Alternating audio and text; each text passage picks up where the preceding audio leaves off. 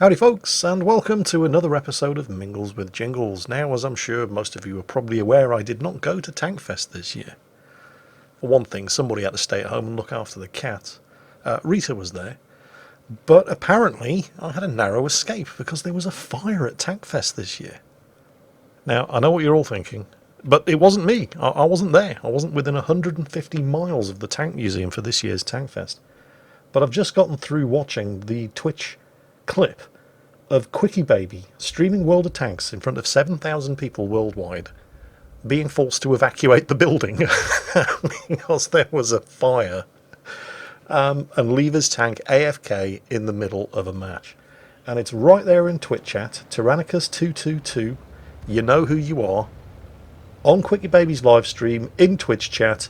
What did Jingles do now?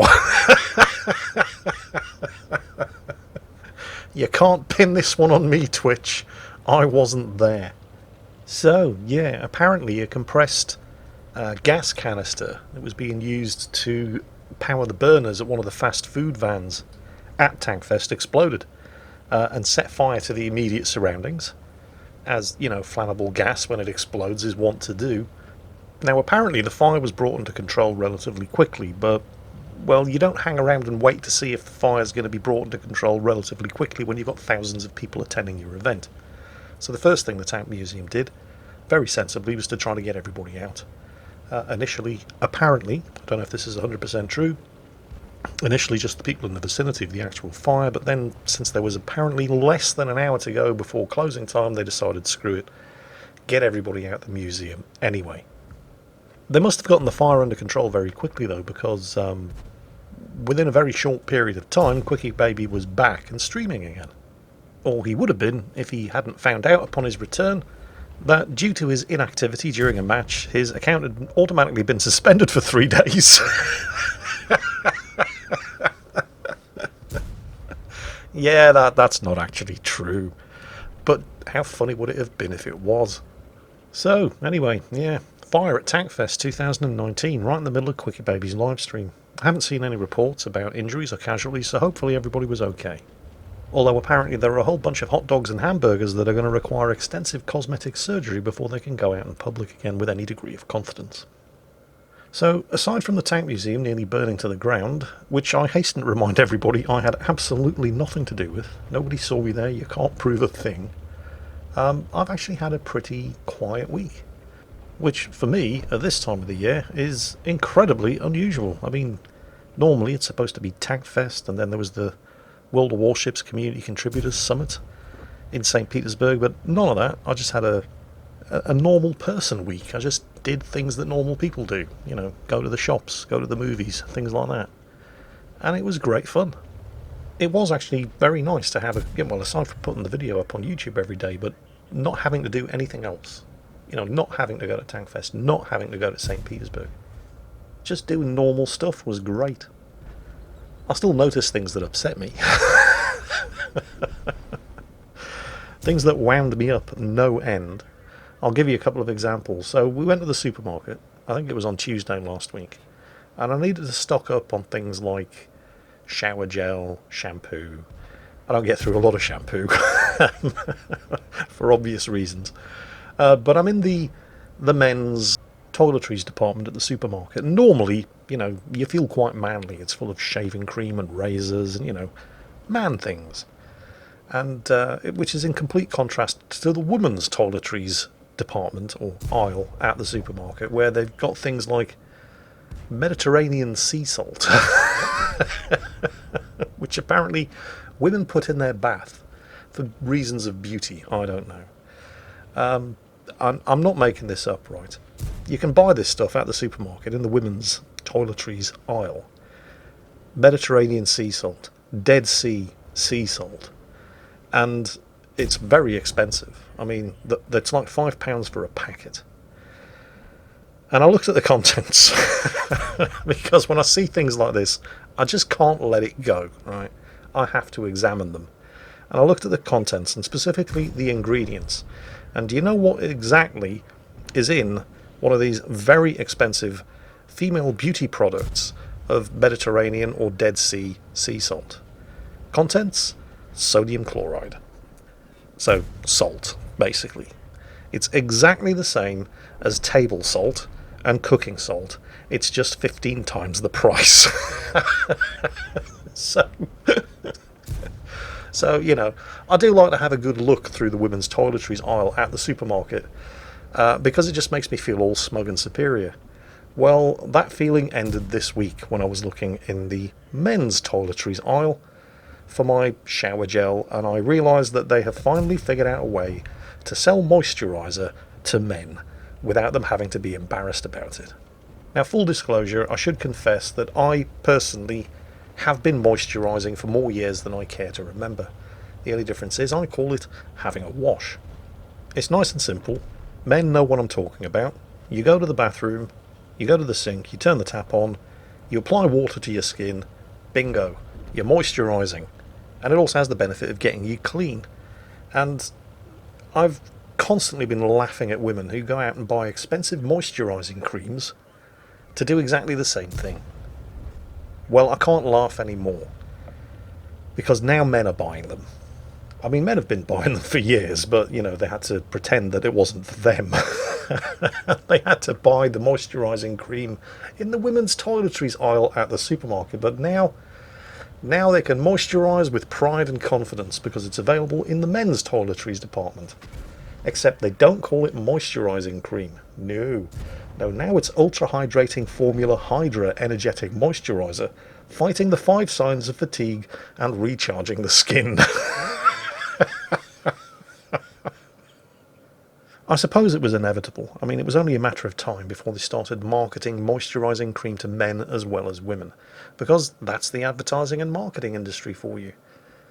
If they could figure out a way to market arsenic as a children's product, they would.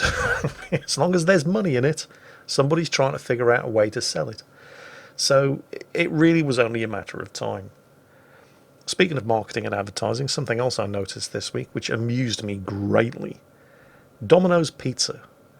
So it's not that I eat Domino's Pizza on a regular basis. I mean, I do occasionally. Their chicken wings in Frank's hot sauce is absolutely fantastic. I do like their sides. But recently I've been watching a lot of this TV show called Travel Man. It's Richard Ayoade, who takes various celebrities around the world for 48-hour mini breaks in various different places. Thanks to watching Travel Man, I discovered that in Helsinki, in Finland, there's the only McDonald's in the world that also has a sauna. Seriously. You can have your McDonald's served to you in the sauna that's inside the restaurant. So, yeah, anyway. Now, because I'm watching it on the Channel 4 app, it's supported by advertising. So you have to watch commercials before each episode. And Domino's are apparently now trying to market themselves as the official food of everything. I really don't think they thought that one through properly, did they? I mean, I have no doubt that the Westboro Baptist Church, the Ku Klux Klan, and paedophilia are delighted at the sudden and unexpected sponsorship, but I'm not quite sure that that's the sort of thing that Domino's really want to be associated with. But, if you're going to claim that you're the official food of everything, you really don't get to pick and choose, do you? Like I said, they really should have put a bit more thought into that kind of very, very bold advertising and marketing claim. While we're on the subject of rebranding, it will surprise absolutely nobody to learn that Electronic Arts very recently hit a new all-time low. You're probably aware of the trouble that they got themselves in over the loot box fiasco in Star Wars Battlefront 2. The way that game was so aggressively monetized was embarrassing even for other AAA games publishers, and in fact got Electronic Arts into so much trouble that it threatened to ruin things for everybody else who were putting loot boxes into their games, and has landed Electronic Arts in court in several countries for promoting gambling to minors. Well, anyway. This week I was greatly amused as I was treated to some footage of some Electronic Arts mouthpiece or other, having the good grace to at least look very embarrassed and uncomfortable at some kind of hearing where they insisted that they don't have loot boxes in their games. They have a thing called surprise mechanics. Yes, that's right, yeah. They're not called loot boxes at Electronic Arts anymore. Now they're surprise mechanics. Well, Electronic Arts, I've got some news for you. I'm not pirating your games. I'm surprise downloading them. I'm using alternative distribution methods. These are the depths that Electronic Arts are sinking to now. I mean, you can tell at least that they're embarrassed about the whole loot box thing, so much so that they're actually refusing to publicly refer to them as such. Now, they're surprise mechanics. Yeah, these are the depths that Electronic Arts are sinking to. Oh, what a surprise, said absolutely nobody ever.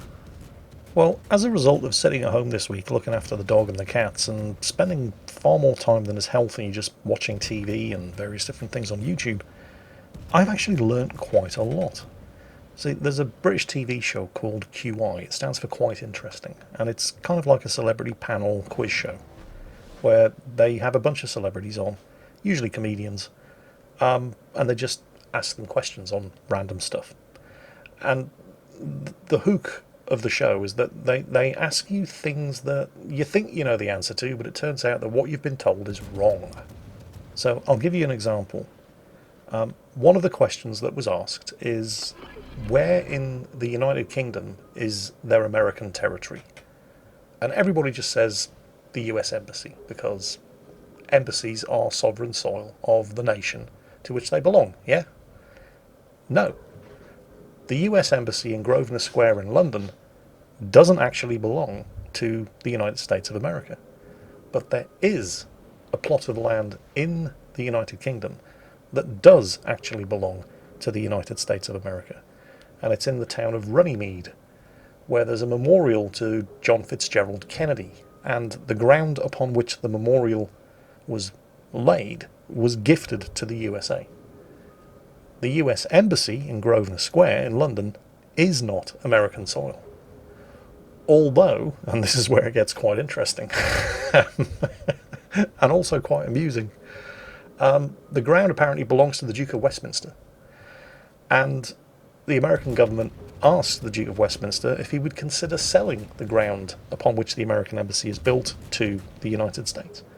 And the Duke of Westminster said he would be delighted to give the land to the USA if in return they would give him back the state of Virginia, which was confiscated from his family in 1776 after the American War of Independence. Unsurprisingly, the USA declined the Duke of Westminster's very generous counteroffer. So anyway, yeah, I thought that was quite interesting and also very amusing. I'll give you another example.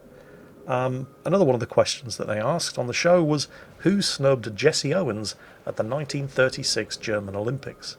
And of course, as everybody knows, Adolf Hitler refused to congratulate Jesse Owens, a black American athlete who won 4 gold medals. A feat that wasn't equalled until 1984 when Carl Lewis did the same thing, and Hitler refused to congratulate Jesse Owens. But that's not technically true.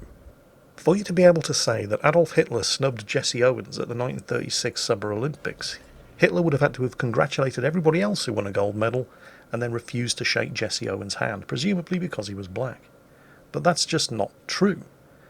Hitler refused to congratulate anybody who won a medal at the 1936 Summer Olympics who wasn't German. And after a couple of days of this, his advisors pointed out to him that it did look kind of bad, and he should either shake everybody's hand or nobody's. And so Hitler said, fine, then I won't shake anybody's hand. And from that point on, he never congratulated anybody who won a medal. So he didn't specifically snub Jesse Owens. He was snubbing everybody. In fact, the only time Jesse Owens was snubbed as a result of winning 4 gold medals at the 1936 Summer Olympics was when he returned home to the USA. And after a ticker tape parade in New York, all of the winning athletes were invited to a reception at the Waldorf Hotel. But Jesse Owens had to go in through the back door and take the freight elevator to the floor where the reception was being held because he was black. And unlike other gold medal winning American athletes, he was never invited to the White House, and he never even received a telegram from President Roosevelt. So yeah, Hitler did not snub Jesse Owens at the 1936 German Summer Olympics. President Roosevelt did. And that's one of the things that I love about this show, because they go out of their way to correct fallacies. Things that everybody just assumes to be true because that's what they've always been told. And in fact, they're not true.